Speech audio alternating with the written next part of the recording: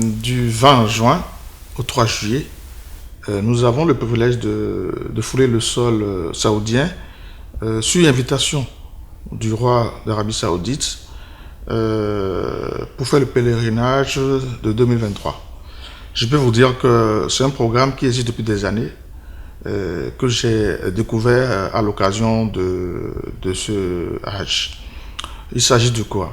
Le régime d'Arabie Saoudite, tous les ans, depuis quelques années, reçoit des invités pour faire découvrir les coulisses qui ne sont pas permis à ceux qui font le Hajj traditionnellement.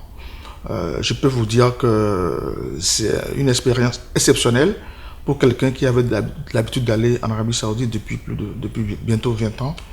J'ai fait un Hajj dans des conditions exceptionnelles. Je veux le dire, le 20 juin, nous avons été un groupe de 10 personnes pour le Bénin à faire ce Hajj-là, dans des conditions exceptionnelles. Pourquoi? Parce que ce soit le billet d'avion, que ce soit la pension de tout le séjour, je peux vous dire que c'est le royaume d'Arabie Saoudite qui a pris de bout en bout toutes ces charges-là à son compte. Tous les lieux saints, je veux parler de la Mecque, je veux parler de la mosquée de Madina, je veux parler de Mina et de Arafat, pour parcourir tous ces lieux et exécuter tous les rituels. Vous avez des personnes qui sont dédiées, qui sont à votre disposition pour faciliter le séjour. La seule chose que vous avez à faire, c'est d'avoir votre passeport. Même le visa est pris en charge. Pour la petite histoire, je peux vous confirmer que si vous ne voulez pas dépenser un franc pendant tout le séjour, vous pourriez le faire et rentrer chez vous après avoir accompli un Hajj dans des conditions exceptionnelles. Maintenant, on peut se demander pourquoi.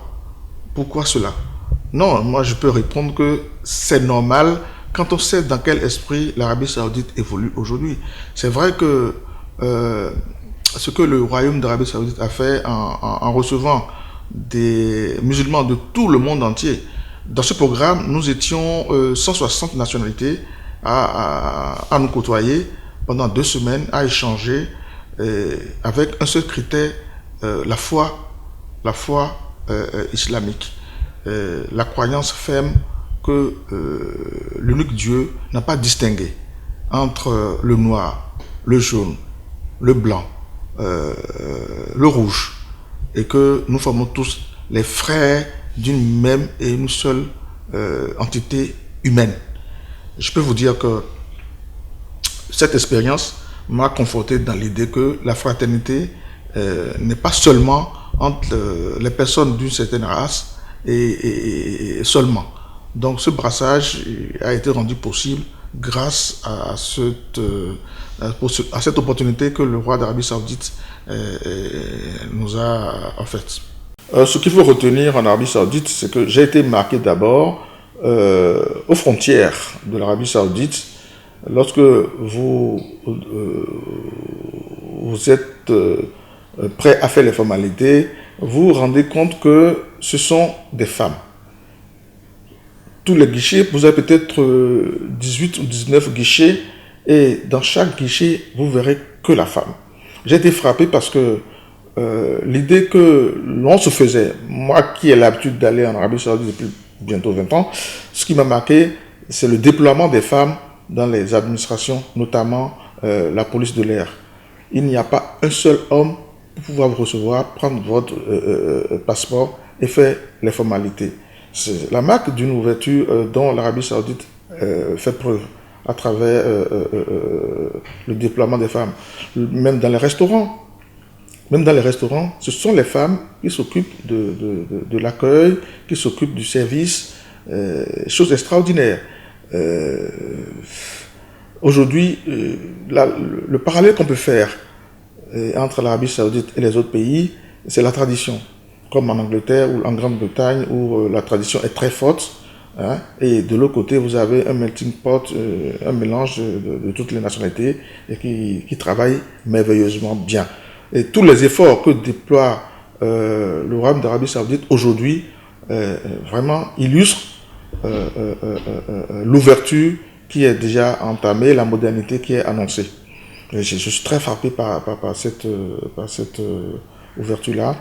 Je crois qu'il faut remercier et louer l'effort du régime de l'Arabie Saoudite par rapport à ce qui a été fait. Les leçons à prendre. Moi, quand je suis revenu à Cotonou, j'ai été frappé par le fait qu'il n'y a aucune femme à l'accueil. Je me dis, mais voilà un pays qu'on pense être fermé, qui fait preuve d'une démonstration magistrale, et nous qui nous disons pays de droits de l'homme, nous passons à côté de ces choses-là. C'est de petites choses, mais parce que c'est la vitrine quand même du Bénin, lorsqu'on arrive à l'aéroport, de pouvoir rencontrer des personnes de sexe féminin qui se déploient et font l'accueil. Si je rentre dans le programme, comme je l'avais indiqué au préalable, nous avons eu le privilège de visiter des endroits que, celui qui n'a pas été à la Mecque ne peut jamais visiter, mais mieux, celui qui va à un pèlerinage ordinaire, qui ne fait pas partie d'un groupe ou d'un programme spécial du roi, pourrait aller par exemple visiter l'endroit où les orfèvres sont en train de fabriquer la robe qui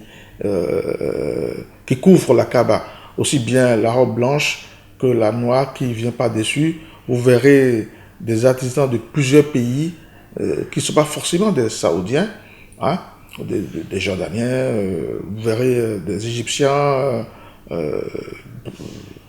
S'il y avait un Béninois qui était expert dans l'art de manier l'aiguille, je crois qu'il serait aussi embauché pour pouvoir travailler là-bas. En un mot, vous verrez des choses que, bon, ordinairement, on ne voit pas. La maison d'édition du Coran, nous l'avons visité. Nous avons fait un parcours exceptionnel à la mosquée du prophète parce que, compte tenu du grand nombre de pèlerins qui a fait le Hajj exceptionnel de 2023, les pèlerins ont dépassé plus de 2 millions cette année. C'est historique. Voilà. Donc, dans ces conditions-là, des aménagements ont été faits pour que l'on arrive à rentrer en contact avec le vécu, le quotidien des Saoudiens qui tranche complètement avec ce que les idées reçues sur l'Arabie Saoudite.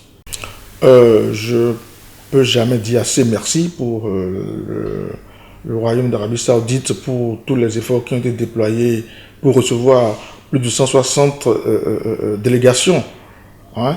Au moment où le Bénin a envoyé une dizaine de personnes, le Nigeria en a envoyé 37 et les autres nationalités ainsi de suite ont envoyé les délégations par le monde entier. C'est une grande organisation. Vraiment, nous devons dire chapeau bas pour l'organisation, pour tous les efforts qui ont été faits, pour les moyens mis à notre disposition pour que nous fassions un Hajj exceptionnel.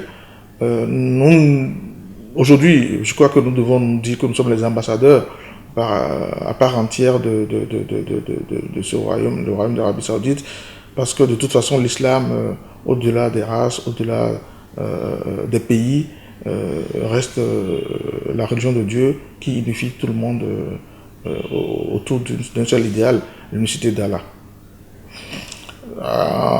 Pour le Bénin, c'est une leçon. Nous devons tirer leçon de ce que l'Afrique a une partition à jouer dans la suite de la croyance et dans la pratique de nos différentes religions. Hein. Nous devons rester un peu tolérants.